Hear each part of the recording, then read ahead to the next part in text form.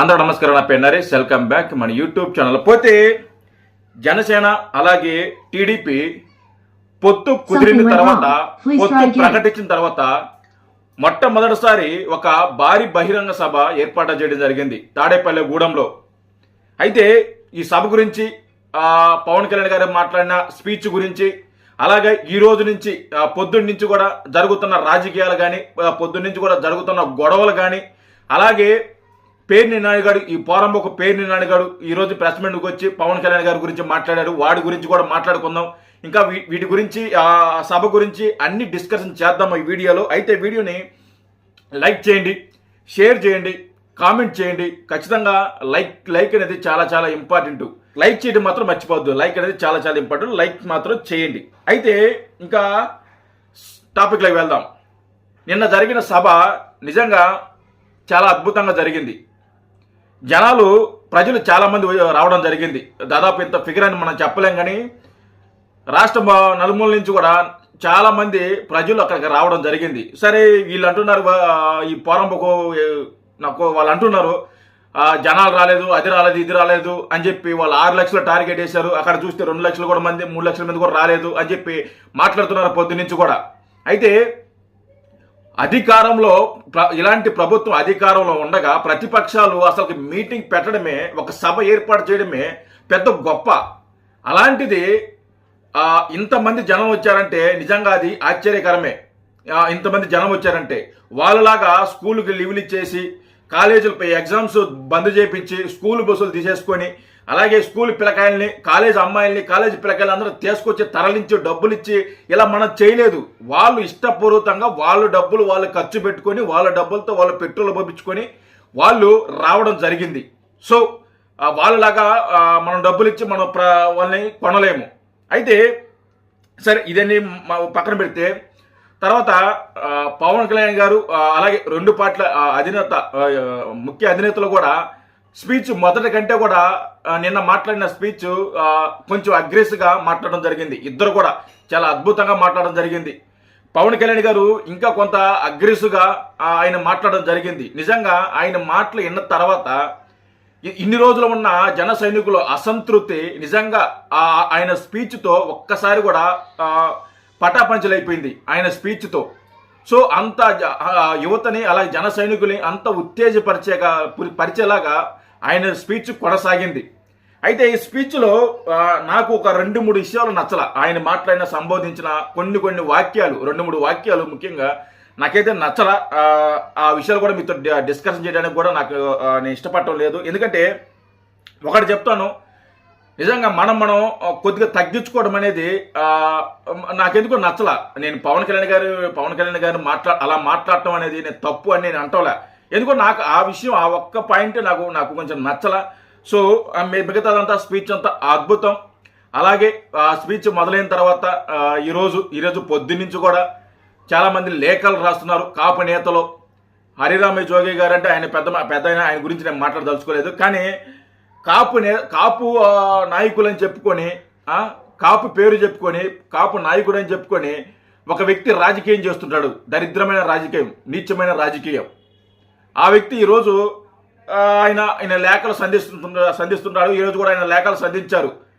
So ఆయన కాపు నేత అని అందరూ అంటున్నారు, కానీ ఆయన కాపు నేత కాదు. అలా ఎవరు కూడా ఆయన పట్టించుకోబాకండి. ఇంకా చాలామంది వస్తున్నారు. అలాగే ఈ మంత్రులు కానీ వీళ్ళు కానీ వాళ్ళు మాట్లాడుతున్నారు. సరే, వాళ్ళ గురించి రేపు మాట్లాడుకుందాం, తర్వాత వీడియోలో మాట్లాడుకుందాం. అయితే ఈరోజు పేర్ని నాయుడు గురించి, వాడి గురించి, ఈ పోరంబోకు పేర్ని నాయుడు వాడి గురించి మాట్లాడుకుందాం. ప్రెస్ మీట్ పెట్టిన ప్రతిసారి కూడా, అంటే పవన్ కళ్యాణ్ గారు మాట్లాడిన ప్రతిసారి కూడా మొట్టమొదటి వచ్చేది వీడే. ఎందుకంటే వీడికి పని ఉండదు, బాట ఉండదు. సరే వీడు మాట్లాడేంత నేను వినిపించలేను, మీకు అంత టైం వేస్ట్ నేను చేయలేను. కాబట్టి వీడు కొన్ని ముఖ్యమైన అంశాల గురించి మాట్లాడటం జరిగింది. సో ఆ ముఖ్యమైన అంశాల గురించి నేను మాట్లాడదలుచుకున్నాను. అయితే వీడేం మాట్లాడుతున్నా ఒకసారి విందాం, తర్వాత మనం డిస్కషన్ చేద్దాం దాని గురించి. చెల్లిని గోడకేసుకుంటారు, ఎంత కిరాతకం మాట. చెల్లిని గోడకేసి కొట్టారని చెప్పి ఎంత కిరాతకమైన మాటలు మాట్లాడుతున్నారు పవన్ కళ్యాణ్ గారు అని మాట్లాడుతున్నాడు ఈ పోరంబోకు పేర్ని నాయుడు. అయితే సొంత రక్తం పంచుకుని పుట్టిన చెల్లెల మీదనే ఆమె పుట్టుక మీదనే నీచమైన భాష మాట్లాడుతుంటే అసలుకి ఏ అన్నైనా సరే, ఏ అన్నైనా కానీ ఎలా మౌనంగా ఉంటారు? అసలుకి రోషం, సిగ్గు, శర్మం, రోషం, పౌరుషం ఉన్న ఏ అన్న కూడా తన చెల్లెల మీద ఇలాంటి ఒక ఏమంటారు అంటే తన పుట్టుక మీద కానీ తన క్యారెక్టర్ మీద కానీ ఆవిడ శీలం మీద కూడా శంకిస్తూ వాళ్ళ పోరంబొకున కొడుకులు వాళ్ళు నీచంగా మాట్లాడిస్తుంటే ఆయన వాళ్ళ అన్న మీ నాయకుడు పట్టించుకోకుండా సైలెంట్గా ఉంటే, అలాంటిది గోడకేసు కొట్టడమో లేకుంటే మెడకేసు లాగటమో లేకుంటే కిందేసు తొక్కడం అనేది పెద్ద విషయం కాదు కదా. ఇంత నీచానికి దిగజారి ఇంత నీచానికి తిట్టించిన వ్యక్తి సొంత చెల్లెల్ని కొట్టడం పెద్ద లెక్క కాదు కదా. కొట్టుండడాన్ని మీరు ఎలా అనుకుంటారు? కొట్టండి అసలు అక్కడ జరగండి పవన్ కళ్యాణ్ గారు సృష్టించడం జరుగుతున్నారా? ఆయనకి ఇంప్రమేషన్ ఉంటుంది, ఆయన కొట్టారో లేదో అని చెప్పి ఆయనకి తెలుసు. సో ఆయనకి తెలుసు కాబట్టి ఆయన మాట్లాడారు, కొట్టారని. పవన్ కళ్యాణ్ గారు మాట్లాడటం ఏంది? ఈరోజు అందరూ మాట్లాడుతున్నారు పవన్ కళ్యాణ్ ఆవిడ గురించి, అన్న గురించి. అన్న గోడ కేసు కొట్టింది, నేల కేసు కొట్టింది అన్ని మాట్లాడుతున్నారు. పేరునని పని బాట ఉండదు ఈ పోరంపోగుడికి. ఇంతకన్నా కిరాతకంగా ఎవడన్నా మాట్లాడతాడా? తప్పు కదా. తప్పు మాట్లాడితే ఏమంటాడు? నన్ను వ్యక్తిగతంగా మాట్లాడుతున్నాడు. 4 పెళ్లిళ్ళ నీ పెళ్ళాలని ఎవరైనా 4 పెళ్లి పోరంపోగుడు పేరునాడిగా ఒక్క నిమిషం ఉంటాడు. నువ్వేమన్నావు? భార్యలు అన్నారు, పిల్లలు అనలేదని చెప్పి అన్నాడు వీడి పోరంపోగుడు. ఒక్క నిమిషం నీకు చూపిస్తా. ఆగరా, ఒక్క నిమిషం ఆగరా. ఎక్కడ ఉన్నావు? ఇది పొరంబోకు వారి పేరునని ఇది చూడు ఒకసారి. 4 పిల్లలు కొత్త కారును మార్చినట్టుగా పిల్లాన్ని మారుస్తాడు. పిల్లలు అన్నారా, భార్యలు అన్నారా, సతీమణిలు అన్నారా మీ నాయకుడు? చూడు, పిల్లలు అన్నాడా, భార్యలు అన్నాడా, సతీమణిలు అన్నాడా, ఏమన్నాడు ఒకసారి చూడు. పోరంబోకు 4 ఏళ్లకు ఒకసారి 5 ఏళ్లకు ఒకసారి పిల్లాన్ని మారుస్తాడు. 4 పిల్లలు 4 పిల్లలు మార్చినట్టుగా పిల్లాన్ని మారుస్తారు. ఇది మీ నాయకుడు భాష. అంటే జనాలు మర్చిపోయి ఉంటారు. ఇది యూట్యూబ్లో ఉండదు, రికార్డులో ఉండదు. మనం చెప్పేస్తే నమ్మేస్తారు ప్రజలు అని చెప్పి జనాలు నమ్మేస్తారు, జన సైనికులు నమ్మేస్తారు అని నువ్వు వాగుతున్నా కానీ మాట్లాడింది ఎక్కడికి పోదరా? అందరూ గుర్తుపెట్టుకొని ఉంటారు. పిల్లలని మాట్లాడిందా, భార్యలని మాట్లాడిందని. అసలు ఏ ముఖ్యమంత్రి కూడా వ్యక్తిగత జీవితం గురించి వాళ్ళ భార్యల గురించి నీచంగా మాట్లాడరు మీలాగా. జగన్మోహన్ రెడ్డి గారు 4 పెళ్లిళ్ళు లెక్క రాలేదమ్మ పని, లెక్క తప్పు పెట్టడం. ఇంత అద్భుతంగా పాలించింది అని చెప్పి డప్పు కొట్టుకొని మీరు లెక్కలు మర్చిపోయారా? లెక్క తప్పిందా? అరే 3కి 4కి తేడా తెలియదురా మీకు? 3 పెళ్లిళ్ళ గురించి 4 పెళ్లిళ్ళ గురించి తేడా తెలియదు మీకు? 3 పెళ్లిళ్ళు అయినాయి, అందులో 2 పెళ్లిళ్ళకి ఎడాకులు అయినాయి, ఒక పెళ్లితో ఆయన సంతోషంగా ఉన్నారు. మరి 4వ పిల్లం ఎక్కడి నుంచి వస్తుందో ప్రతిసారి కూడా తీసుకొచ్చారు. అందుకే పవన్ కళ్యాణ్ గారు అన్నారు 4వ పిల్లం నువ్వే రా చేద్దాం కాపురమని. దానికి ఈడేమంటున్నాడు చూసిన పోరంపోకోడు.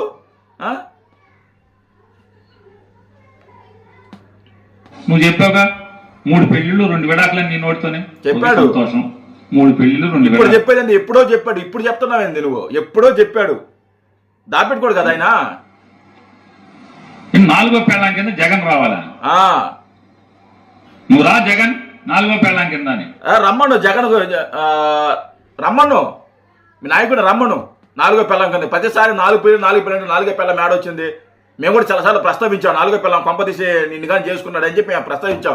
ఈరోజు డైరెక్ట్గా పవన్ కళ్యాణ్ గారే మాట్లాడారు. పోరంబోకు నీ రాజకీయాలే తేడా అనుకుంటున్నాం, ఈ తేడా కూడా ఉందా నీలో?